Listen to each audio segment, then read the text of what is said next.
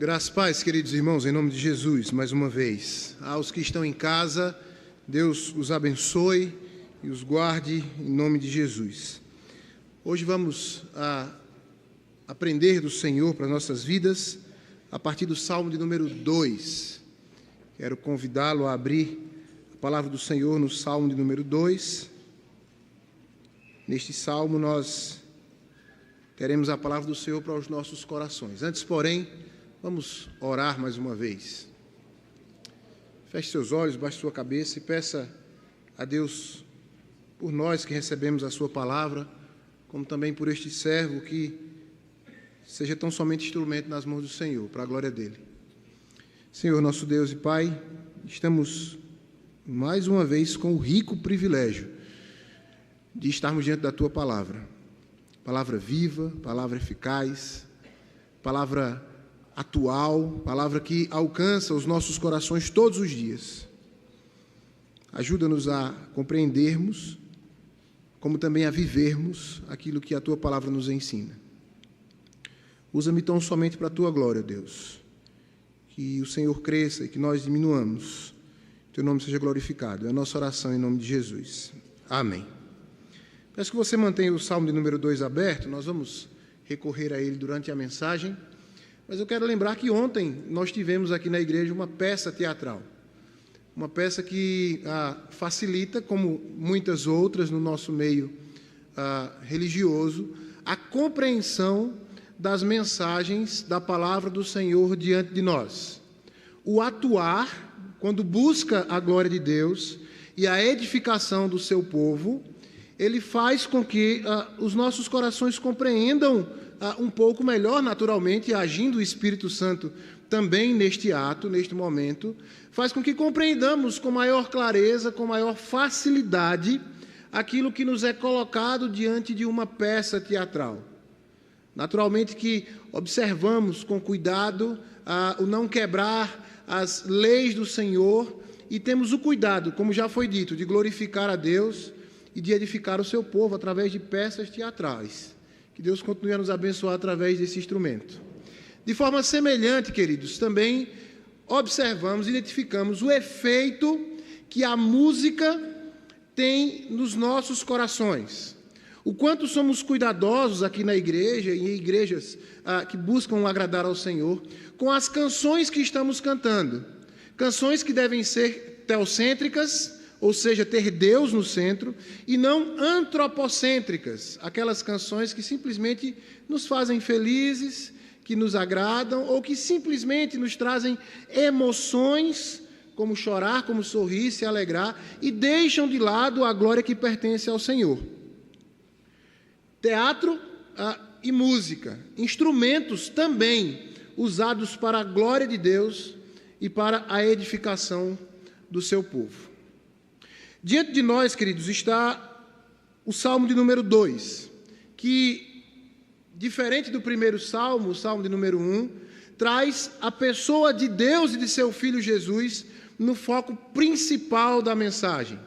Enquanto que no Salmo 1 há uma comparação clara entre justos e ímpios e o resultado de vida para justos e ímpios, no Salmo de número 2, este que é um tão importante salmo, a ponto de ser muitas vezes referido no Novo Testamento, no Salmo de número 2 nós temos um salmo que tem Deus como Senhor soberano e tem o seu Filho como o Rei ungido, um Rei no qual há a glória do Senhor e há o cumprimento da vontade do Senhor.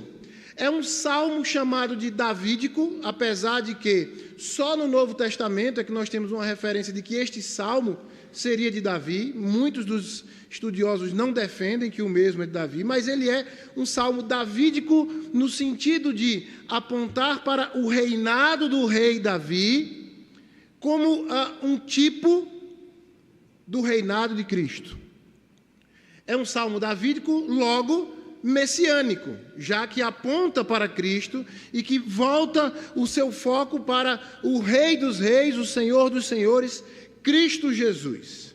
Um salmo davídico que, como já foi dito, não possui um título de autoria, mas que é visto por Pedro, por exemplo, em Atos capítulo 4, verso 25, como um salmo de Davi, frequentemente lembrado no Novo Testamento. Neste salmo, queridos, nós temos aquilo que podemos chamar de uma cantata, uma apresentação teatral dentro de uma música que apresenta ao Deus Todo-Poderoso. Nós temos uma peça que, dentro dos salmos, nós sabemos que os salmos são as canções de Israel. Dentro desta canção de Israel, nós temos uma apresentação clara em 4 atos da soberania de Deus e do seu cuidado, ou seja, o tema que vamos ver hoje à noite, o enredo da soberania divina, o reinado do Filho. O enredo da soberania divina, o reinado do Filho. Na Bíblia que está aberta, no texto que vamos ler, você vai encontrar do versículo 1 ao 3, o primeiro ato. Imagine que você vê uma peça cantada e vê neste ato, em primeiro lugar, a rebelião humana contra Deus e contra o seu ungido. Vamos ler juntos os 3 primeiros versículos? Salmos 2, versos de 1 a 3, leiamos. Porque se enfurecem os gentios e os povos imaginam coisas vãs. Os reis da terra se levantam e os príncipes conspiram contra o Senhor e contra o seu ungido, dizendo: rompamos os seus laços e sacudamos de nós as suas algemas. O salmo real, que aponta para possíveis atos de rebeldia contra o reinado de Davi, em que os povos vizinhos não podiam conter a ação daquele povo ricamente abençoado por Deus, que vencia batalhas após batalhas, que ocupava terrenos após terrenos. Este salmo real, ele aponta justamente, inicialmente, esta fúria dos reis da terra e dos príncipes das nações. Uma fúria e uma rebeldia característica daqueles reis contra Davi, mas também uma fúria e uma rebeldia que caracteriza a ação dos representantes humanos dos povos da terra contra o Senhor e contra o seu ungido. Lideranças que não estão preocupadas com a glória que pertence ao Senhor. Reis, presidentes, líderes, governantes, que em não se preocuparem com a glória de Deus, colocam-se como rebeldes e se enfurecem contra o Senhor e contra o seu ungido. O texto coloca aí, queridos, que esta fúria inicialmente é algo que não tem valor. O texto no versículo 1 vai dizer que os povos imaginam o quê? Coisas vãs. De início, é preciso que se entenda a fúria dos reis contra Davi, como a fúria dos governantes atuais contra o Senhor, são atitudes vãs que não gerarão proveito para eles e muito menos proveito para as nações que seguem a sua liderança. São povos que subtendem que terão algum crescimento, algum benefício, lideranças que estarão olhando para um futuro imaginando, assim será melhor.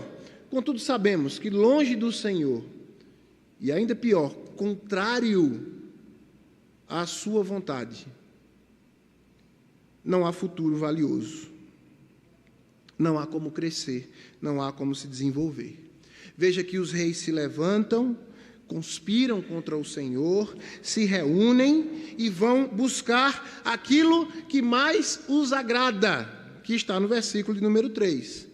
Rompamos os seus laços e sacudamos de nós as suas algemas. Que laços são esses? Que algemas são essas dos quais os reis e príncipes das nações pretendem se desfazer, mesmo que esse pensamento seja, como diz o verso 1, um pensamento vão? É aquilo que representa o amor de Deus para conosco. A sua lei, a sua palavra, os seus desejos para o nosso coração. Não sei se você já viu uma figurinha na internet em que um rapaz está perto de uma cerca e um outro vem correndo para dizer: eu quero me livrar dessa prisão. E ele vai pulando aquela cerca. E a pessoa que está perto diz: não, não é uma prisão, é uma cerca de segurança. Do outro lado da cerca há um grande abismo.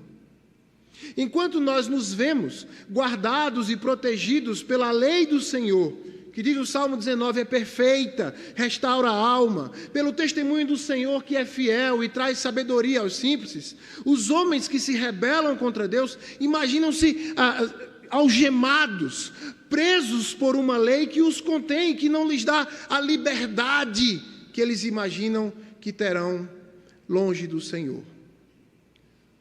Uma reunião de rebeldia contra Deus, vã, e que identifica de forma errada, para não dizer contrária, a ação do Senhor em se revelar para nós, através da sua palavra e do seu querer. É preciso, queridos, que entendamos que esta rebeldia contra o Senhor e contra o seu ungido não nos cabe como povo do Senhor. Naturalmente que vemos uma mensagem que se aplica diretamente àqueles que ainda não conhecem a Deus e que é preciso que eles saibam: ação nenhuma contra Deus gerará um bom resultado, mas é preciso que nós também, servos do Senhor, entendamos que dia após dia flertamos com o pecado, somos tentados a fazer o que é contrário à vontade do Senhor, a sermos representados diante de Deus por Adão, que do Éden caiu, pecou e desobedeceu a Deus. Parece que é uma coisa muito simples, cair mais uma vez no mesmo pecado e depois eu peço perdão mais uma vez. Eu já conheço esse sistema e lido muito bem com ele. Mas é preciso que eu e você entendamos: cada pecado nosso que aponta para uma rebeldia contra Deus, cada uma dessas atitudes é vã, ela não gera resultado agradável, principalmente para nós que vivemos uma vida de santificação. Não adianta querer fugir da vontade que nos foi revelada e que um dia nos foi trazida como salvadora pela palavra do Senhor. O Senhor é soberano. E neste primeiro ato, o salmista apresenta, naquele palco imaginário, digamos assim, um povo desnorteado que busca viver pelas suas próprias leis, pelos seus próprios conceitos, imaginando que precisa deixar Deus de lado. Sabemos que não é assim. O segundo ato, queridos, que está aí nos versos de 4 a 6, vão nos mostrar a resposta do Senhor à rebelião dos ímpios e o estabelecimento do rei messiânico. Leia esse texto comigo, imaginando agora esta colocação do salmista ou do apresentador desta peça, mostrando a reação de Deus em relação a esta rebelião. Versículos de 4 a 6, vamos ler? Ri-se aquele que habita nos céus, o Senhor zomba deles. Na sua ira, a seu tempo, lhes há de falar, e no seu furor os confundirá. Eu, porém, constituí o meu rei sobre o meu santo monte Sião. Entre os versos 4 e 6, queridos, desse Salmo de número 2, há o registro da reação divina diante desta vã rebelião. O salmista está dizendo que Deus zomba dos homens ímpios, isto é, ele os despreza. Depois, o Senhor derrama sobre eles a sua santa ira, levando-os à confusão. Entendam que as palavras que são colocadas no início do verso 4 devem ser entendidas como elas bem aqui estão. Por que eu estou falando isso?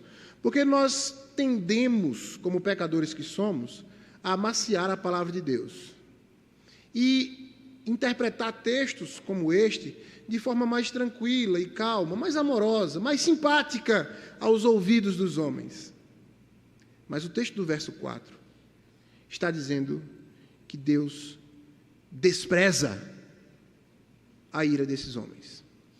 Certo pregador falou que esta ira seria como uma criança que vai ao supermercado com seu pai e sua mãe e que, mal criada, como chamamos aqui, né, no Nordeste, ou maluvida, né, como se diz, né, esta criança diz ao pai e à sua mãe: eu quero este item aqui do supermercado. E o pai diz: não vou lhe dar.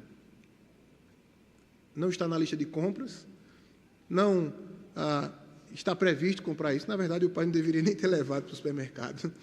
Mas não está e você não vai levar. Você não vai levar. E a criança resolve investir ainda mais, né, com atitudes vãs, tentando se rebelar contra a ordem do pai, se joga no chão, bate as pernas, grita, faz um escândalo, chora.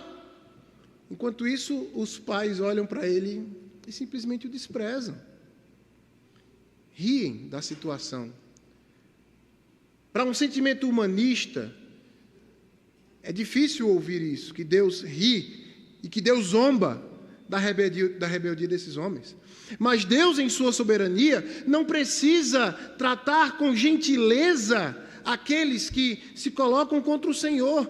Mas Deus é amor, pastor. Que Deus é esse que trata os outros com dureza, com zombaria, com desprezo? Que Deus é esse que ri dos rebeldes contra Ele? É o Deus soberano e Senhor sobre todas as coisas. É o Deus que é amor, mas é o Deus que também é justiça, e que Ele não terá por inocentes aqueles que se rebelam contra o Senhor. O comentarista Albert Burns diz a respeito desse termo, o termo rirá. O Senhor ri-se daqueles. Ele diz: sorrirá com suas tentativas vãs. Não será perturbado ou agitado por seus esforços. Continuará calmamente na execução dos seus propósitos. Ele convida-nos a comparar os textos com Isaías, por exemplo, com Provérbios, e outros textos em que o Senhor trata da mesma maneira. Ele ainda diz: naturalmente, isso deve ser considerado como falado à maneira dos homens, e significa que Deus avançará firmemente no cumprimento dos seus propósitos. Tá? É Deus apresentando uma reação humana àquilo que Ele fará para com aqueles que se rebelam contra o Senhor. Deus não é um soberano reativo. Deus não é um soberano de plano B. Deus não é um soberano que está esperando a ação do homem para pensar: e agora o que é que eu faço? Eu não imaginava que eles quisessem romper os seus laços, sacudir as suas algemas. E agora o que é que eu vou fazer com esta ação do homem? Não, Deus é um soberano ativo, e Ele não é um soberano como um rei humano. Ele escreveu todas as coisas, Ele determinou todos os acontecimentos, e Ele os fará cumprir para a sua glória, e não há ação humana que faça com que essas ações mudem. Tanto é que o texto vai chegar ao ponto de dizer, no versículo de número 6, eu, porém, constituí o meu rei sobre o meu santo monte Sião. Começa aí a exposição da ação divina entre os homens para cumprir a sua justiça e para cuidar, não só com amor daqueles que ele resgatou, mas também com justiça para com aqueles que se rebelam contra Deus. O Monte Sião, queridos, é aqui citado para fazer referência à colina ao norte de Jerusalém que abriga ou que abrigou o templo. Tá? Às vezes, nas passagens bíblicas, toda a cidade de Jerusalém, cidade fortificada, é chamada de Sião. E no simbolismo bíblico, frequentemente a Sião terrestre significa a Sião celestial. Contudo, o que está sendo dito é: o Senhor Todo-Soberano não se incomoda com as ações de rebeldia dos homens, e Ele continua a reinar através de Jesus Cristo, o seu Filho. Vamos ler o texto do Salmo 59, do verso 1 ao 9. Peço que projetem, por favor, na versão revista e atualizada. Salmo 59, do verso 1 ao 9. Vamos ler todos juntos? Livra-me, Deus meu, dos meus inimigos. Põe acima do alcance dos meus adversários. Livra-me dos que praticam a iniquidade e salva-me dos homens sanguinários. Pois que armam ciladas a minha alma, contra mim se reúnem os fortes, sem transgressão minha, ó Senhor, ou pecado meu. Sem culpa minha, eles se apressam e investem. Desperta, vem ao meu encontro e vê. Tu, Senhor, Deus dos exércitos, és o Deus de Israel. Desperta, pois, e vem de encontro a todas as nações. Não te compadeças de nenhum dos... A iniquidade. Ao anoitecer, uivam como cães. Alardeiam de boca, em seus lábios há espadas, pois dizem eles: quem há que nos escute? Mas tu, Senhor, te rirás deles, zombarás de todas as nações. Em ti, força minha, esperarei, pois Deus é o meu alto refúgio. Olha como o que diz o versículo 8, quase que especificamente o que encontramos aqui no versículo de número 4. O Senhor vai rir daqueles que se levantam contra os inimigos do seu povo. O Senhor zomba daqueles que imaginam ter alguma força contra o Deus Todo-Poderoso.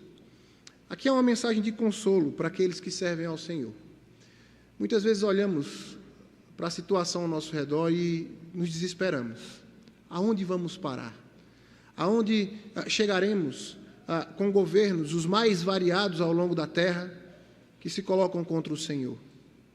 Aonde chegaremos, não só com governos, mas com pessoas que, não sendo servos do Senhor, se colocam contra o Senhor e contra o seu ungido, que se levantam para, adorando a outros deuses, imaginar que podem combater ao Senhor. O Senhor está cuidando do seu povo. O Senhor está cuidando da sua igreja. O Senhor está providenciando para que não só o seu amor seja aplicado, mas também a sua justiça venha aos homens, para que nós estejamos tranquilos diante do Senhor. O dia final, o dia glorioso, nós estaremos diante do Cordeiro de Deus, dizendo: Santo, Santo, Santo, toda a terra está cheia da sua glória. O Senhor reina e reinará eternamente. Louvado seja o nome do Senhor. Isso é maravilhoso, queridos.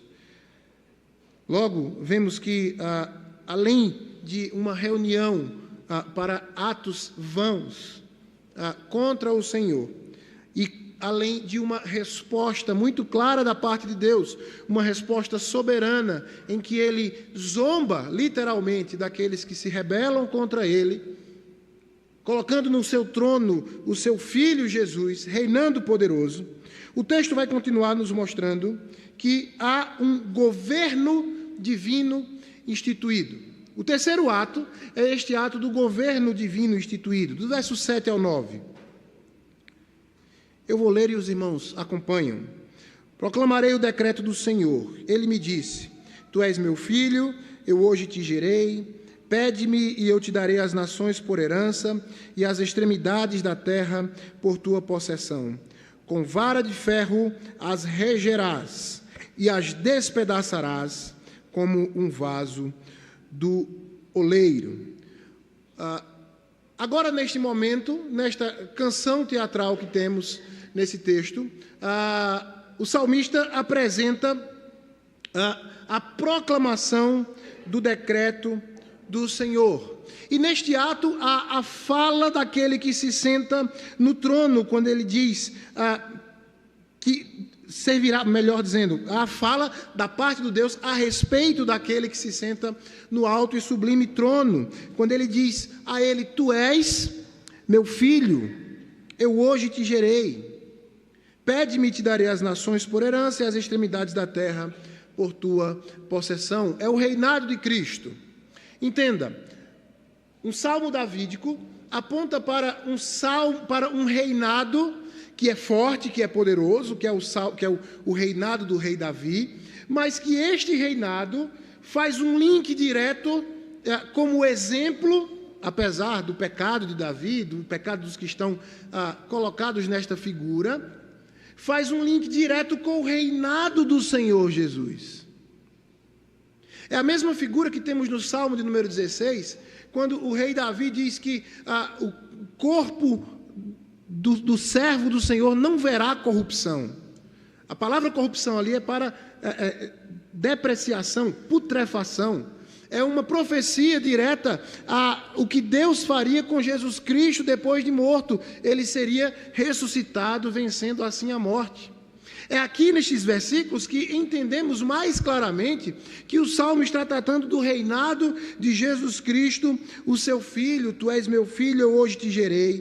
Pede-me e te darei as nações por herança e as extremidades da terra por tua possessão. Aqui no texto há uma colocação clara de que não são aqueles reis lá atrás que comandam. Não são aqueles que se unem para se rebelar contra o Senhor e contra o seu ungido, que têm o domínio da situação, mas que o rei verdadeiro é aquele que o Senhor Deus instituiu sobre a terra, por mais que não reconhecido por muitos ou por aqueles que lhe deram em rebeldia contra o Senhor. Ele é quem reina sobre todo o planeta Terra e as nações lhe são dadas por Deus como herança e como possessão. Vejam como é vã, melhor dizendo, aquela atitude anterior daqueles reis. Eles não estão no comando, eles são passageiros. Os reis da terra passam, um após o outro, mas o Senhor e o seu Filho reinam eternamente. Reinam de forma gloriosa, de forma maravilhosa. Há aqui, queridos, ainda nesse trecho que lemos, uma colocação de justiça muito clara no versículo de número 9, que é uma outra colocação que contrasta com a visão que muitos têm de que Deus é tão somente amor e misericórdia. O versículo de número 9 nos mostra como o Filho de Deus, o Senhor Jesus, reinará diante das nações. Há uma versão que diz, com cetro de ferro as regerás e as despedaçarás, como o vaso do oleiro. O cetro de ferro, queridos, aponta para a confirmação plena do reinado. Quando o rei sentava-se no trono, ele tomava o seu cetro e batia ao chão, dizendo, eu estou no meu devido lugar. A possibilidade de várias ações desse rei, ou o modo de agir desse rei para com o seu povo, trazia as figuras ligadas ao cetro, para dizer, esse rei é muito bondoso, muito generoso, o seu cetro é um cetro agradável, é um cetro de algodão, digamos assim. Mas quando o rei ele precisa agir com dureza, com justiça e faz cumprir a sua palavra, então ele rege as nações com vara de ferro. Naturalmente, uma figura de justiça da parte de Deus para com aqueles que se rebelam contra o Senhor. Tanto é que o final do versículo ele vai dizer neste paralelismo hebraico que ele despedaçará as nações como um vaso de oleiro. O vaso de oleiro aqui, queridos, não é o vaso pronto. Quando a expressão traz vaso de oleiro, está dizendo o vaso no seu processo de formação, quando ele ainda não foi cozido, quando ele ainda não foi assado, quando ele não está firme e pronto, ele ainda está no seu formato, ele já está no seu formato, ele já aponta para que vai servir, mas ele ainda é frágil. O que mostra novamente a fragilidade daqueles que se rebelam contra o Senhor. E que esta vara de ferro, que este cetro de dureza, de justiça, ele vem contra estes vasos frágeis, que facilmente se despedaçarão diante do Senhor. É um reinado de justiça, queridos, é um reinado em que Deus não deixará impunes aqueles que se levantam tentando se rebelar contra o Senhor. Paulo e o escritor de Hebreus aplicam esta declaração como uma referência ao nascimento, obra e ressurreição de Jesus, conforme Atos 13, versos 33, 34 e Hebreus capítulo 1, versos 5 e 6. Isso quer dizer que essa declaração divina não fala apenas da descendência terrena da casa de Davi, mas do Filho de Deus, o grande Filho de Davi. O Senhor Jesus vem para salvar, mas é através do seu ato, é pelo seu sangue derramado, é pelo cumprimento da sua obra, está consumado, que a justiça do Senhor também virá contra aqueles que se rebelam contra o Deus de Israel. Quando chega nessa parte da peça, possivelmente a gente se veja numa situação complicada. Aqueles que se rebelam fielmente contra Deus estão completamente perdidos. Mas e nós, que de momentos em momentos estamos nos afastando do Senhor? Estamos valorizando mais o nosso bem-querer falho e pecaminoso do que a vontade de Deus. E nós que sabemos desse Cristo que morreu no nosso lugar e que muitas vezes sabemos a sua vontade, mas preferimos a nossa própria vontade e que somos possíveis alvos dessa ação do Senhor justa. É aí que caímos no quarto ato desta cantata. A responsabilidade humana diante da soberania divina. Vamos ler do verso 10 ao verso de número 12? Leiamos. Agora, pois,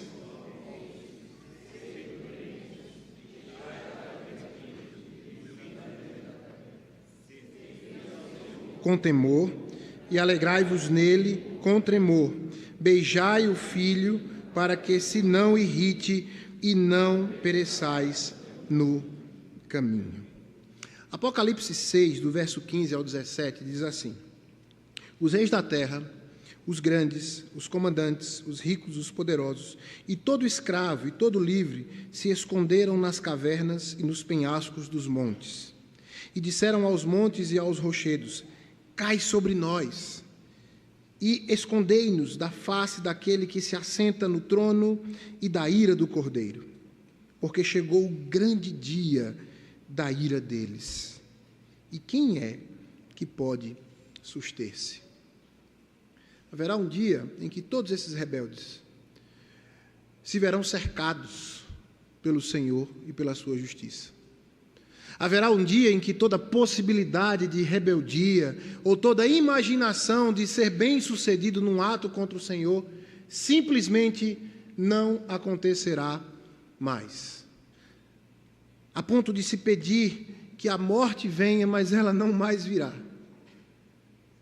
Que não haja mais, que haja, melhor dizendo, um aniquilamento para que não se coloque-se diante ou debaixo da justiça divina. E quem é que pode suster-se? Curiosamente, o Salmo 2 não termina com o registro do derramamento imediato da ira de Deus sobre os impenitentes.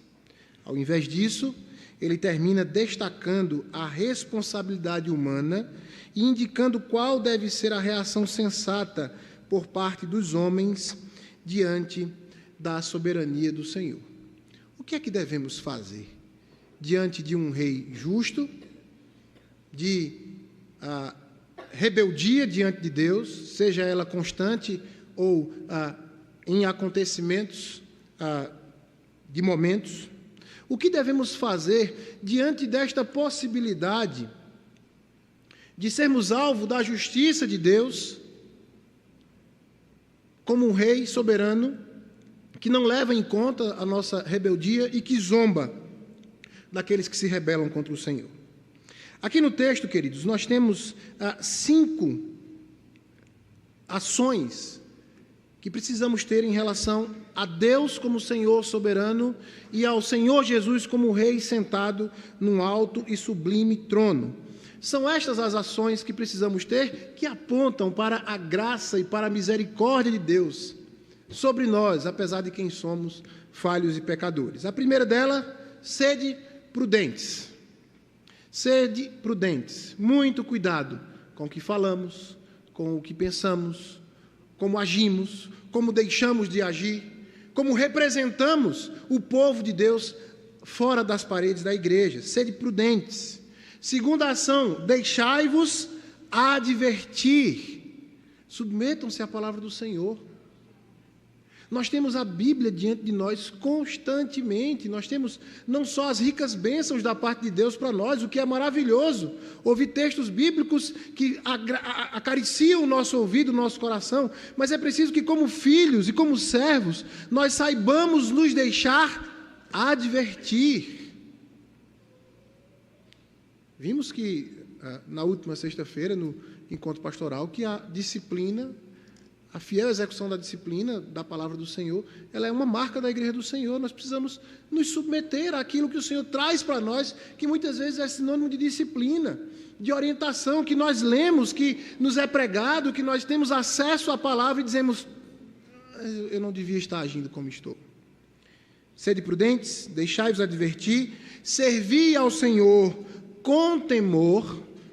Servir a Deus não é uma brincadeira. Servir a Deus não é trabalhar para um patrão humano. Servir a Deus não é fazer as suas próprias vontades, mas a vontade do Senhor.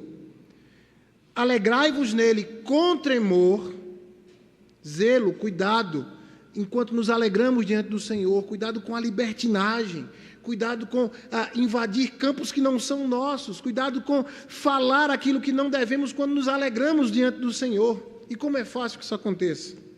E por fim, beijai o filho, para que se não irrite e pereçais no caminho. Salvação, manter-se diante de Deus, servi-lo, honrá-lo, glorificá-lo. Todos esses atos só acontecem na pessoa do Filho de Deus. Beijar o Filho, aqui do Salmo de número 2, é submeter-se àquilo que Deus preparou para a nossa salvação. Cristo Jesus, Emanuel, Deus conosco, morto, crucificado e ressurreto, para nos salvar, para nos abençoar. O Senhor Deus, em sua misericórdia, traz esta exposição destes acontecimentos, mas encerra dizendo: a misericórdia do Senhor no seu Filho e no seu reinado. Busquemos cada vez mais a Deus. Apresentemos cada vez mais ao Senhor Jesus para os homens lá fora, para aqueles que carecem do Senhor. Eu quero convidar o grupo de louvor para vir à frente. Enquanto isso, eu peço à igreja que feche seus olhos e coloquem-se em atitude de oração. Enquanto nós oramos, eu quero ler o Salmo 34, verso 8. Diz assim: provai e vede como o Senhor é bom. Como é feliz o que nele se abriga. Provai e vede como o Senhor é bom. Como é feliz, como é bem-aventurado o homem que nele se abriga. E assim, ler aquilo que nos diz ainda no final deste texto, no final do versículo de número 12. Bem-aventurados todos os que nele se refugiam. Eu quero orar por você. Orar por aqueles que, servindo ao Senhor, têm dado abertura para caminhos de pecado. Não, pastor, isso não acontece no meio dos crentes. Então, nós estamos fazendo oração de confissão de pecados só para cumprir um momento da liturgia. Nós pecamos, nós falhamos, nós desagradamos a Deus. E quando o fazemos, estamos nos aliando àqueles que se rebelam contra o Senhor. Se você entende que tem se deixado levar por esse momento, ore comigo. Ore comigo neste sentido. Senhor, me traz de volta para Ti pelo Teu Filho, no reinado do Teu Filho, me aproxima do Senhor, aponta-me cada vez mais o caminho que devo seguir. Mas eu também quero orar por aqueles que têm se colocado de forma rebelde contra o Senhor, contra o Seu ungido, dizendo a Deus: eu não quero relação contigo, a Tua lei não me serve, a Tua palavra não é boa para mim. Eu quero orar por você que acha que você tem um jeito de chegar até a eternidade, até a salvação, que não é através de Cristo Jesus. Se você se encaixa em um desses perfis, fique de pé, ore comigo, fale com o Senhor. Vamos orar. Coloque-se diante de Deus. É a palavra do Senhor que está sendo pregada aqui nesta noite. Senhor, nosso Deus e Pai, como é bom estar diante da Tua palavra mais uma vez.